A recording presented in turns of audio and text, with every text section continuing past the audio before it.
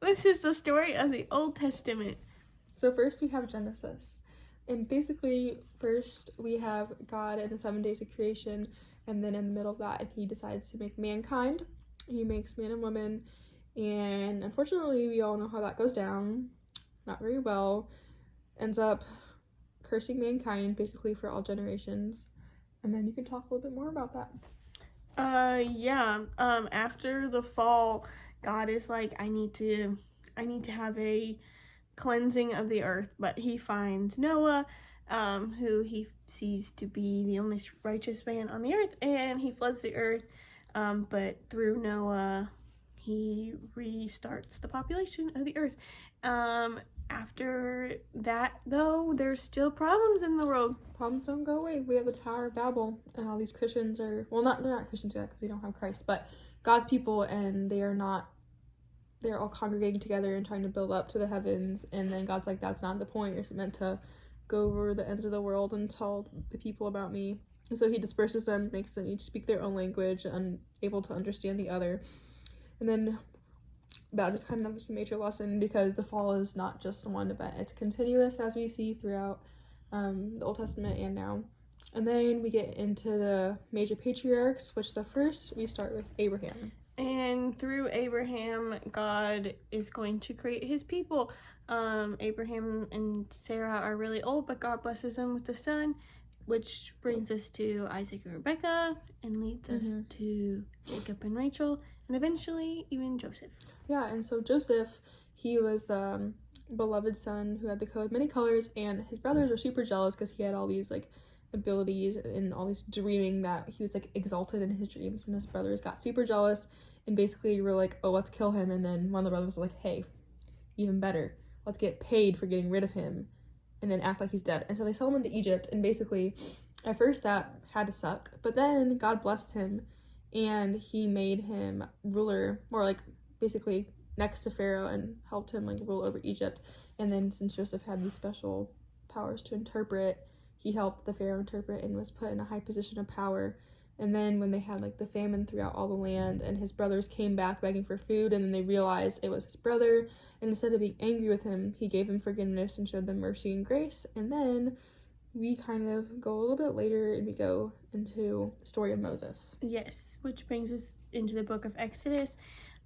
Moses is born to Aaron and Miriam, right? And but Pharaoh at the time is killing all the baby boys. But Wait. Oh, just forget about that part. We didn't say that. Never mind. But still, Moses is placed into a basket and taken down the river, and the daughter of Pharaoh finds him, and they Saves him. Yep. Don't kill He baby gets boys. to be raised in the home of Pharaoh. Yeah. Basically, we're gonna get through Exodus a little bit quicker because I forgot how long we've been recording. Anyways, God's like, Moses, you need to tell Pharaoh to let my people go for a few days, have, ceremony and meal, whatever. And Moses is like, oh man, I can't talk, can't do that, get someone else. And God's like, no, I'm literally choosing you. Like, you can take your brother, but you have to go. And he's like, okay. So then he goes, and then Pharaoh's like, no, you're staying. And then God's like, here, I'm gonna do these signs through you and do these signs and miracles, and then his heart's gonna still be hard, but then eventually he's gonna let you go.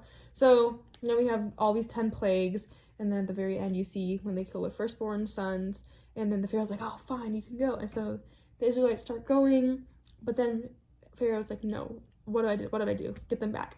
But then as they're crossing like the Red Sea, like God allows the sea to part for them to cross here on dry land.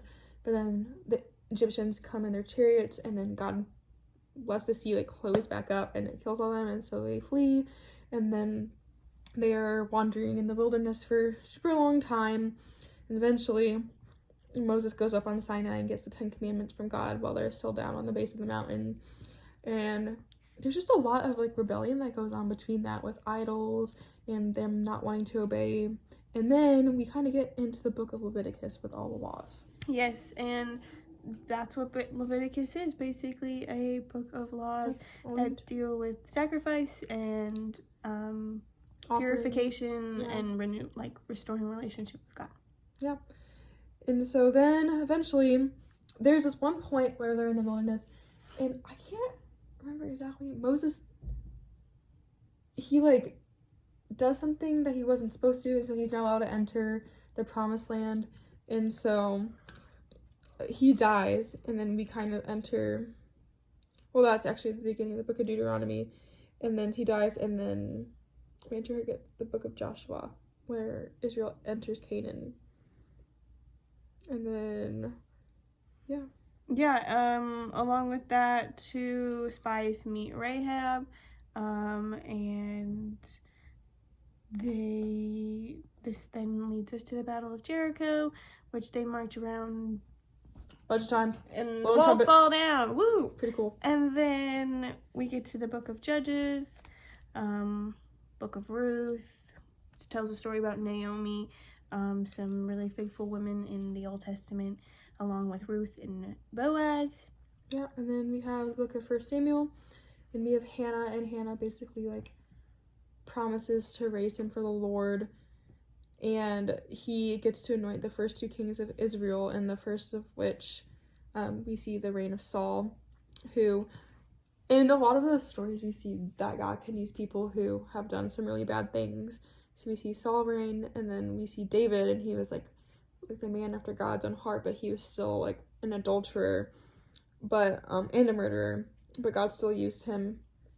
And then we get into the book of 1 Kings, and we see Solomon, who gets to build the temple, and he was known for his wisdom, but more infamously his many, many, many wives. Anyways, he builds the temple, and then the monarchy divides, and then we get to the book of 2 Kings. And in 2 Kings, we have the story of Elisha, and then after, there are lots of stories about exile. Yep. Through Hezekiah and Manasseh and Josiah. Yeah, and then we get to 1st and 2nd Chronicles, and this is when Israel is called to unite after being divided and after exiling. And then we see Cyrus's decree when he's like, everyone who is exiled can come back now. Mm-hmm. And so that's pretty interesting. Then we get to the book of Ezra, where we have Zerubbabel who gets to rebuild the temple, and Ezra restores the law. Then we have the book of Nehemiah, and Nehemiah rebuilds the wall. And eventually we get to the Samaritans trying to prevent the rebuilding, and